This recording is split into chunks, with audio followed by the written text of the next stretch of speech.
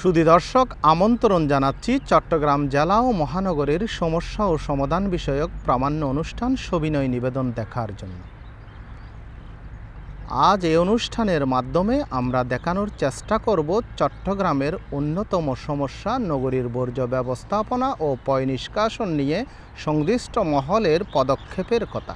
আসুন জানি এই সমস্যার কারণগুলো এবং প্রতিকারের বিষয়ে গৃহীত পদক্ষেপসমূহ। চট্টগ্রাম বাংলাদেশের দ্বিতীয় বৃহত্তম শহর এবং গুরুত্বপূর্ণ বাণিজ্যিক ও শিল্পাঞ্চল।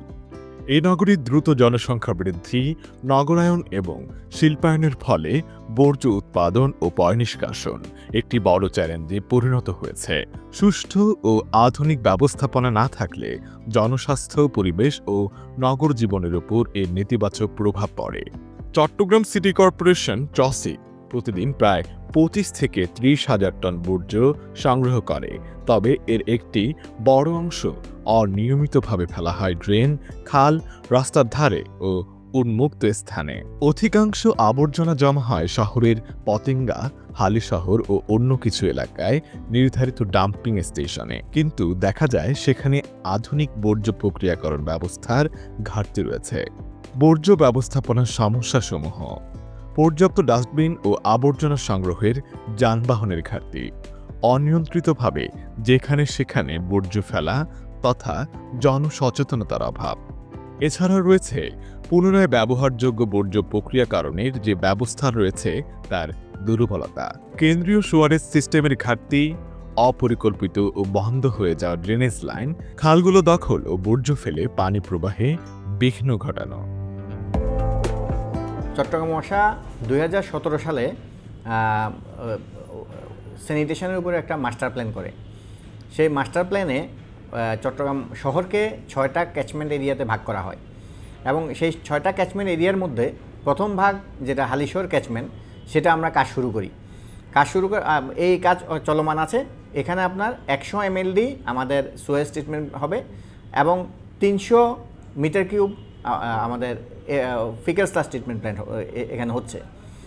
এবং এই ট্রিটমেন্ট প্ল্যান্ট দুটো যখন শেষ হবে এবং আনুষঙ্গিক যে 200 কিলোমিটার যে নেটওয়ার্ক আছে, কালেকশন নেটওয়ার্ক, সেটা যখন শেষ হবে তখন আমরা 20 লক্ষ লোককে আমরা এই সুবিধার আমরা আওতায় আনতে পারবো এবং তখন থেকে আপনার এই 20 লক্ষ লোক চট্টগ্রাম শহরের সুয়ারেজ সিস্টেমের মধ্যে ঢুকে যাবে। আশা করি আমাদের এই কাজটা 2027 সালের মধ্যে আমাদের কাজটা শেষ হয়ে যাবে এবং আমরা 2027 সালের মধ্যে পুরোদমে আমরা এই সুয়ারেজ ট্রিটমেন্ট প্ল্যান চালু করতে পারবো। আর পাশাপাশি অন্য যে 5টা ক্যাচমেন্ট আছে, এই 5টা ক্যাচমেন্টের মধ্যে ক্যাচমেন্ট 2 and 4 কালুরঘাট, বাকুলিয়া, এই 2টা ক্যাচমেন্ট আমাদেরকে জাইকা ফান্ডিং করতেছে। সেখানেও আবার 50 mld আমাদের সুয়েজ ট্রিটমেন্ট প্ল্যান্ট হবে এবং আনুষঙ্গিক যে নেটওয়ার্ক সেটাও আমরা করব। আর এই প্রজেক্টটা অলরেডি পাস হয়ে গেছে এবং এটা আপনার এখন কনসালটেন্ট নিয়োগ প্রক্রিয়াধীন আছে। আর আমাদের এএফডি ফ্রান্স, তারা আমাদের কাট্টলি ক্যাচমেন্ট, সুয়ারেজ কাট্টলি ক্যাচমেন্টের জন্য আমাদের একটা সুয়েজ প্রকল্প দিয়েছে। সেই প্রকল্প অলরেডি অ্যাপ্রুভ হয়ে গেছে এবং কনসালটেন্ট নিয়োগ আপনার প্রক্রিয়াধীন আছে। আর এটা যদি শেষ হয় আমাদের, সেটা হচ্ছে আমাদের কাট্টলি ক্যাচমেন্ট অর্থাৎ সুয়ারেজ ক্যাচমেন্ট 5। আর আরেকটা ক্যাচমেন্ট আপনার ক্যাচমেন্ট 3, যেটা আপনার আমাদের ফতেহাবাদ ক্যাচমেন্ট, সেটা আমাদের এখন ডিপিপি অ্যাপ্রুভাল প্রক্রিয়াধীন আছে। তো আশা করি সেটাও যদি অ্যাপ্রুভ হয়ে যায় তাহলে আমাদের ফতেহাবাদ ক্যাচমেন্টও আমাদের কাজ শুরু করে দিতে পারবো। আর সর্বশেষ যে ক্যাচমেন্টটা, ক্যাচমেন্ট 6 পতেঙ্গা ক্যাচমেন্ট, এটা আমরা পিপিপি মোডে আমরা কাজটা করার চেষ্টা করতেছি এবং পিপিপি মোডে আমরা আমাদের ট্রানজ্যাকশন অ্যাডভাইজার নিয়োগ দেওয়া হয়েছে, ফিজিবিলিটি স্টাডি হয়েছে এবং ট্রানজ্যাকশন অ্যাডভাইজারের ফাইনাল রিপোর্ট দেওয়া প্রক্রিয়াধীন আছে। সেটা যদি আসে তাহলে আমরা পাবলিক প্রাইভেট পার্টনারশিপের মাধ্যমে আমরা সেই কাজটা করতে পারবো। সম্ভাব্য সমাধান: আধুনিক ও কেন্দ্রীভূত সুয়ারেজ সিস্টেম স্থাপন, খাল ও ড্রেন নিয়মিত পরিষ্কার রাখা, পানি নিষ্কাশন পরিকল্পনায় আধুনিক প্রযুক্তির সংযোজন ও নগর উন্নয়ন পরিকল্পনায় জলাবদ্ধতা ও পয় নিষ্কাশনের বিষয়টি গুরুত্ব সহকারে অন্তর্ভুক্ত করা। আমাদের সুয়ারেজ সিস্টেমটা যদি এটা ওয়াসার আন্ডারে চলমান, সিস্টেমটা ওরা মাস্টার প্ল্যানের মাধ্যমে করতেছে, বাট জলাবদ্ধতা এবং বর্জ্য ব্যবস্থাপনা দুইটাই কয়েনের এপিট ওপিট। তো জলাবদ্ধতা নিরসন করতে হলে আপনাকে সোয়ারেজ এবং বর্জ্য ব্যবস্থাপনা সঠিক ম্যানেজমেন্ট করতে হবে। এই ড্রেনগুলা ওয়াসা তৈরি করার পরে এগুলার মেনটেনেন্স আমরা করে থাকি। এগুলার মধ্যে যত ধরনের বর্জ্য, যত ধরনের জলাবদ্ধতার সৃষ্টি হয় ওগুলা সিটি কর্পোরেশনের পক্ষ থেকে ক্লিয়ার করা হয়। বর্তমানে চট্টগ্রাম সিটি কর্পোরেশনে আগে যেটা ছিল প্রায় 3000 থেকে 3200 টন বর্জ্য উৎপন্ন হতো, ওটা এখন আমরা ডোর টু ডোর প্রকল্প চালু করার ফলে এটা বৃদ্ধি পেয়ে বর্জ্য ব্যবস্থাপনা আনুমানিক চলে গেছে আপনার 3600 থেকে 3800 টন পর্যন্ত। এই 3600 টনের মধ্যে আমরা বর্তমানে কালেক্ট করতে পারতেছি আনুমানিক 2500 থেকে 2600 টন। এই 2500-2600 টনের মধ্যে আমরা যেগুলা আমাদের ল্যান্ডফিল বা আমাদের ওই টিজিতে নিয়ে যাই, ট্রেঞ্চিং গ্রাউন্ডে, এগুলো আমরা রাতের বেলা বহন করি। রাতের বেলা আমাদের বিভিন্ন ধরনের ইকুইপমেন্ট ব্যবহৃত হয়, এগুলোর মাধ্যমে কন্টেইনার এবং আমাদের যে এসটিএসগুলো আছে, যেটা আপনার হলো সেকেন্ডারি ট্রান্সফার স্টেশন, ওখান থেকে আমরা এগুলো কালেক্ট করে আমাদের ল্যান্ডফিলে নিয়ে যাই। ল্যান্ডফিলে আমাদের বিভিন্ন ইকুইপমেন্ট চলমান আছে, ওই ইকুইপমেন্টগুলো দিয়ে আমরা ল্যান্ডফিলে এই বর্জ্যগুলোকে ম্যানেজ করি। এখন যে ডোর টু ডোরের কালেকশন জন্য জনগণ যে 70 টাকা করে প্রতিটা বাসা থেকে দেয়, এটাকে আমরা আগামী 3-4 মাসের মধ্যে মেয়র মহোদয় এটা ডিক্লেয়ারও করেছেন, এটাকে আমরা ফরেন কোম্পানির কাছে হ্যান্ডওভার করে দিব। তখন আর কোনো জনগণ থেকে 70 টাকা করে এই বাসা ভাড়াটা নেওয়ার প্রয়োজন হবে না। তখন এরাই অ্যারেঞ্জমেন্ট করে জনগণের বাসা থেকে এই বর্জ্যগুলো কালেক্ট করবে। সো তখন যে কোম্পানিরা কাজ করবে তাদেরকে এই ফরেন কোম্পানি ওদেরকে পরিচালনা করবে। তো আমরা এটা যদি সাকসেসফুল হয়, এটা চট্টগ্রামের জন্য একটা সাকসেস হবে। অ্যাট দ্য সেম টাইম ভবিষ্যতে বর্তমানে আমরা যে জলাবদ্ধতা আপনার 70 থেকে 75% নামাতে পারছি বলতেছি, এটাকে ধরে রাখতে হলে আমার বর্জ্য ব্যবস্থাপনাকে আরও শক্তভাবে আগায় নিয়ে যেতে হবে। চট্টগ্রাম নগরীর পয়ঃনিষ্কাশন ব্যবস্থা এখনও অনেকাংশে প্রাচীন ও অপর্যাপ্ত। অধিকাংশ এলাকায় সেপটিক ট্যাঙ্কের ওপর নির্ভর করতে হয়। কেন্দ্রীয় সোয়ারেজ সিস্টেমের অভাব নগরীর জন্য এক বিরাট সমস্যা। বৃষ্টির সময় পানি নিষ্কাশনের অভাবে জলাবদ্ধতা মারাত্মক আকার ধারণ করে। পয়ঃনিষ্কাশনের সমস্যাসমূহ হচ্ছে কেন্দ্রীয় সোয়ারেজ সিস্টেমের ঘাটতি, অপরিকল্পিত ও বন্ধ হয়ে যাওয়া ড্রেনেজ লাইন, বর্জ্য ফেলে বর্জ্য ব্যবস্থাপনায় বিঘ্ন ঘটানো। চট্টগ্রাম মহানগরীতে বর্তমানে কোনো পয়ঃনিষ্কাশন ব্যবস্থা নেই এবং সেই সাথে সেপটিক স্লাস মানে অর্থাৎ সেপটিক ট্যাঙ্কে প্রতিদিন যে বর্জ্যগুলো জমে সেটারও প্রতিষ্ঠিত কোনো ব্যবস্থা নেই, পরিশোধনের ব্যবস্থাও নেই এবং এটাকে নিরাপদ উপায়ে সেপটিক ট্যাঙ্ক থেকে সংগ্রহ করে এটাকে নিরাপদ স্থানে নিয়ে যাওয়া সেই ব্যবস্থাপনাও নেই। তো এই বিষয়গুলো মাথায় রেখে চট্টগ্রাম ওয়াসা 2017 সালে একটা স্যানিটেশন মাস্টার প্ল্যান করে। তো এই মাস্টার প্ল্যান মূলত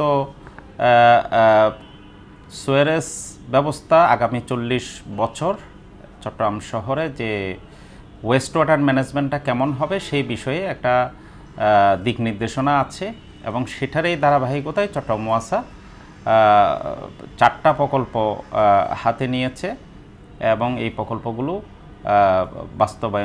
বাস্তবায়িত হচ্ছে এবং আশা করা যাচ্ছে 2032 সালের মধ্যে এই চট্টগ্রাম শহরে একটা ভালো বর্জ্য ব্যবস্থাপনা তৈরি হবে। বর্জ্য ব্যবস্থাপনার মধ্যে 2টা পার্ট, একটা হলো তরল বর্জ্য, একটা হলো কঠিন বর্জ্য। তো কঠিন বর্জ্যটা মূলত চট্টগ্রাম সিটি কর্পোরেশন ম্যানেজ করেন, চট্টগ্রাম ওয়াসা আসলে এই বিষয়টা সমন্বয় করে, বাট এই বিষয়টা মূলত চট্টগ্রাম সিটি কর্পোরেশন ম্যানেজ করছে। তরল বর্জ্যের বিষয়টা চট্টগ্রাম ওয়াসা ম্যানেজ করছে। চট্টগ্রাম ওয়াসা আপনারা জানেন যে বাসাবাড়ি থেকে যে তরল বর্জ্যগুলো বের হয় মূলত 3 ধরনের তরল বর্জ্য বের হয় এখানে। একটা হলো যখন বৃষ্টি হয়, বৃষ্টির পানিটা বের হয় এবং সেই সাথে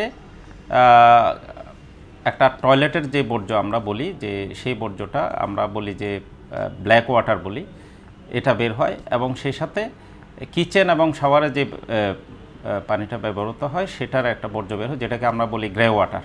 সো এই 3 ধরনের বর্জ্য আমাদের মূলত আমরা বাসাবাড়ি থেকে নির্গত হয়, তার মধ্যে ব্ল্যাক ওয়াটার এবং গ্রে ওয়াটার যেটা আমরা বলছি সুয়ারেজের পার্ট, সেটা আমরা পরিশোধনের জন্য এবং সংগ্রহ এবং পরিশোধনের জন্য ব্যবস্থা নিয়েছি, যেটা আমি আগেই বললাম যে 2032 সালের মধ্যে পুরো চট্টগ্রাম শহরে একটা এই ব্ল্যাক ওয়াটার গ্রে ওয়াটার ম্যানেজমেন্টের জন্য একটা ভালো ব্যবস্থাপনা তৈরি হবে। চট্টগ্রাম মহানগরীর যে আনপ্ল্যান আরবানাইজেশন আছে কিছু কিছু অংশে, তারপরে স্লাম এরিয়াগুলো আছে, তো এই সমস্ত জায়গায় আসলে পয় নিষ্কাশন ব্যবস্থা চালু করা যাবে না। তো সেক্ষেত্রে এই সমস্ত এলাকায় যাতে অন্তত সেপটিক স্লাস মানে টয়লেটের যে বর্জ্যটা সেপটিক ট্যাঙ্কে প্রতিদিন জমা হচ্ছে, এই বর্জ্যটা যাতে নিরাপদ উপায়ে ব্যবস্থাপনা করা যায় সেটার জন্য কিন্তু চট্টগ্রাম ওয়াসা ব্যবস্থা নিয়েছে এবং এই যে প্রকল্পগুলো হাতে নেওয়া হয়েছে এগুলোর মধ্যে এই কম্পোনেন্টগুলো এই ব্যবস্থাপনাগুলো রয়েছে। আমরা যখন ওই 2017-তে স্যানিটেশন মাস্টার প্ল্যান করি, তখন স্যানিটেশন মাস্টার প্ল্যানের কিন্তু স্যানিটেশনের একটা পার্ট হলো যে কিন্তু কঠিন বর্জ্য ব্যবস্থাপনা, তো ওখানেও কিন্তু কঠিন বর্জ্য ব্যবস্থাপনার একটা দিক নির্দেশনা ছিল এবং সেই দিক নির্দেশনার আলোকে চট্টগ্রাম সিটি কর্পোরেশন বিভিন্ন কার্যক্রম হাতে নিচ্ছে। তো আসলে জলাবদ্ধতা বলেন বা অন্যান্য তরল ব্যবস্থাপনা বলেন, এগুলো সাকসেস করতে গেলে আসলে কঠিন বর্জ্য ব্যবস্থাপনাটা খুবই গুরুত্বপূর্ণ। আপনি জলাবদ্ধতার এই যে ড্রেন খাল যেগুলো ব্লক হয়ে যায়, এগুলো কিন্তু সলিড ওয়েস্ট ডাম্পিংয়ের একটা অন্যতম কারণ। তো এই জন্য আমাদেরকে আসলে কঠিন বর্জ্য ব্যবস্থাপনার বিষয়টা মানে সবার আগে বিবেচনায় আনতে হবে এবং সেই অনুযায়ী আশা করছি চট্টগ্রাম সিটি কর্পোরেশন বিভিন্ন কার্যক্রম হাতে নিচ্ছে আর কি। সম্ভাব্য সমাধান, এখানেও আধুনিক ও কেন্দ্রীভূত সুয়ারেজ সিস্টেম স্থাপন এবং খাল ও ড্রেন সিস্টেম নিয়মিত পরিষ্কার রাখার উপর গুরুত্ব দিতে হবে। এছাড়া পানি নিষ্কাশন ও পয় নিষ্কাশনে আধুনিক প্রযুক্তির সংযোজনের মাধ্যমে নগরীর পয় নিষ্কাশনের উন্নয়ন ঘটাতে হবে। চট্টগ্রাম মহানগরীর পরিবেশ ও জনস্বাস্থ্যের উন্নয়নের জন্য সুষ্ঠু বর্জ্য ব্যবস্থাপনা এবং আধুনিক পয় নিষ্কাশন ব্যবস্থা অপরিহার্য।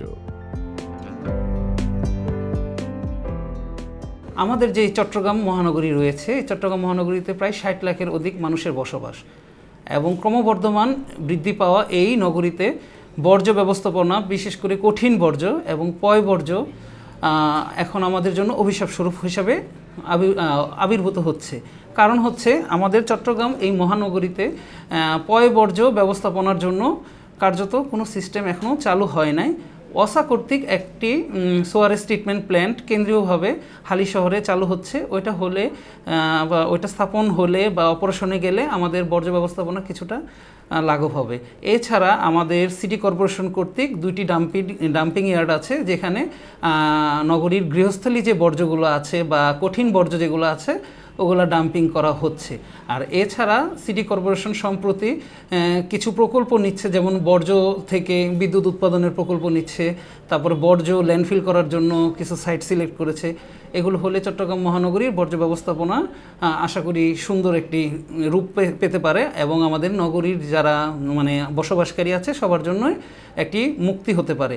বিশেষ করে আমাদের নতুন 2টি বিধিমালা আমাদের পরিবেশ সংরক্ষণ আইন 1995 সংশোধিত 2010-এর অধীনে সংযোজন করা হয়েছে। একটি হচ্ছে কঠিন বর্জ্য ব্যবস্থাপনা বিধিমালা 2021, আরেকটি হচ্ছে ঝুঁকিপূর্ণ বর্জ্য অথবা ই বর্জ্য ব্যবস্থাপনা বিধিমালা 2021। এই ঝুঁকিপূর্ণ বর্জ্য বা ই বর্জ্য হচ্ছে বর্তমান আরেকটি আমাদের জন্য অভিশাপ স্বরূপ বর্জ্য আবির্ভূত হয়েছে, যেটা হচ্ছে আমাদের ই বর্জ্যগুলো। কারণ ক্রমাগত আমাদের কাছে যে পরিমাণ ইলেকট্রনিক গ্যাজেট এখন আসতেছে, এগুলোর একটা বর্জ্য আছে এবং সবগুলো বিভিন্ন চিপ থাকে, সিলিকন কন্ডাক্টর থাকে এবং কিছু ক্ষেত্রে কিছু পারমাণবিক রেডিয়েশনেরও যন্ত্রপাতি সংযোজন করা হয়ে থাকে মাইক্রোচিপে। এগুলো ব্যবস্থাপনার জন্য একটা বিধিমালা আছে। আমরা পরিবেশ অধিদপ্তর কঠিন বর্জ্য ব্যবস্থাপনার জন্যও সোচ্চার আছি এবং ক্রমাগত মোবাইল কোড পরিচালনা করছি এবং ই বর্জ্য ব্যবস্থাপনার জন্য আমরা বিভিন্ন প্রতিষ্ঠানকে নিবন্ধনের আওতায় আনতে পারছি বা আনার প্রক্রিয়া চলছে। ভবিষ্যৎ প্রজন্মের জন্য একটি সুস্থ সুন্দর পরিবেশ যদি আমরা সৃষ্টি করতে চাই, অবশ্যই মহানগরীর শর্ত থাকবে যে বর্জ্য ব্যবস্থাপনা যাতে সুন্দর হয়, যত সুন্দর বর্জ্য ব্যবস্থাপনা হবে, যত পরিচ্ছন্ন এবং পরিপাটি হবে নগর, এবং বর্জ্য ব্যবস্থাপনা যত ভালো হবে, আমাদের নগরের যে যারা বসতি আছে বা জনগণ আছে তাদের জীবনযাত্রার মানও অনেক সুন্দর হবে। এই লক্ষ্য অর্জনে সরকারি উদ্যোগ, নাগরিক সচেতনতা এবং আধুনিক প্রযুক্তির সম্মিলিত প্রয়োগ প্রয়োজন। এজন্য অনতিবিলম্বে নগরীর সংশ্লিষ্ট সকল মহল ও প্রতিষ্ঠানের উদ্যোগ গ্রহণেই হতে পারে এই সকল সমস্যা থেকে নগর জীবনে স্বস্তি দিতে। শুধু দর্শক, এতক্ষণ আমরা স্বল্প পরিসরে সবিনয় নিবেদন অনুষ্ঠানের মাধ্যমে দেখানোর চেষ্টা করলাম চট্টগ্রাম নগরীর বর্জ্য ব্যবস্থাপনা ও পয় নিষ্কাশন সমস্যা এবং এই সমস্যার সমাধানকল্পে গৃহীত কিছু পদক্ষেপের কথা। আগামীতে আমাদের এই প্রয়াস অব্যাহত থাকবে। সেই পর্যন্ত ভালো থাকুন। আল্লাহ হাফেজ।